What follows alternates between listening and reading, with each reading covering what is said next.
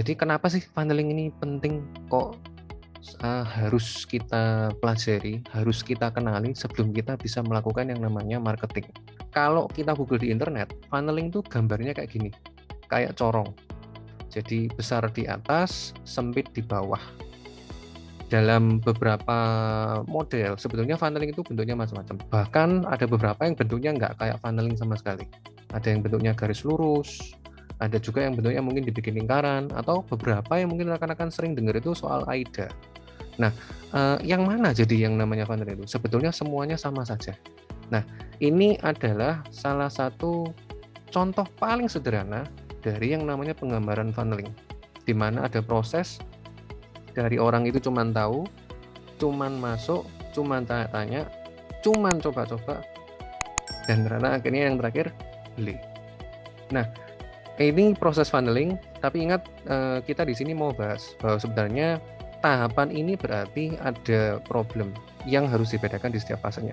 Yang itunya nanti kalau kita bahas di belakang, namanya juga proses marketing.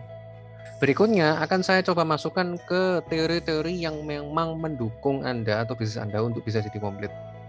Yang pertama, jadi di sini teman-teman bisa lihat ya, kalau ini adalah contoh funneling yang komplit, yang modern. Jadi kalau pada funneling yang komplit dan modern, tidak berhenti di action atau buy dalam hal ini. Tapi funneling yang komplit itu mencoba untuk mensolusikan gimana caranya kalau udah beli, kalau bisa beli lagi. Kalau udah beli lagi, kalau bisa menjadi fans. Karena kalau udah jadi fans, nah maka jadinya outspoken army. Jadi army, bukan arminya BTS yang K-pop tuh ya, tapi army di sini adalah menjadi orang yang secara terbuka merekomendasikan brand Anda ke rekan-rekannya dia.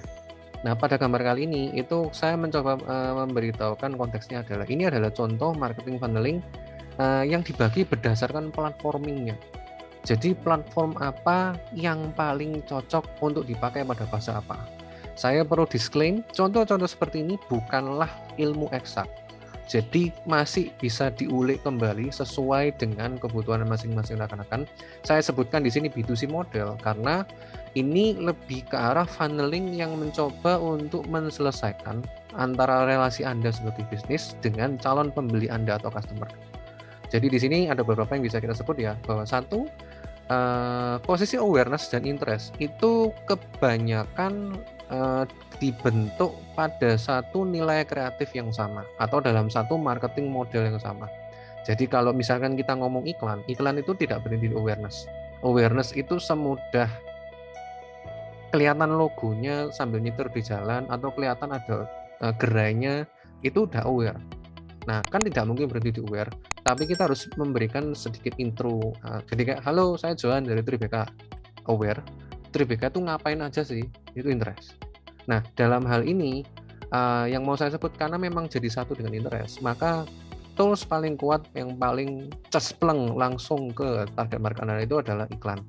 Tapi dalam hal ini, nanti akan saya jelaskan lagi di belakang, iklan di sini dibilang kuat karena apa? Karena ini memaksa orang untuk segera aware.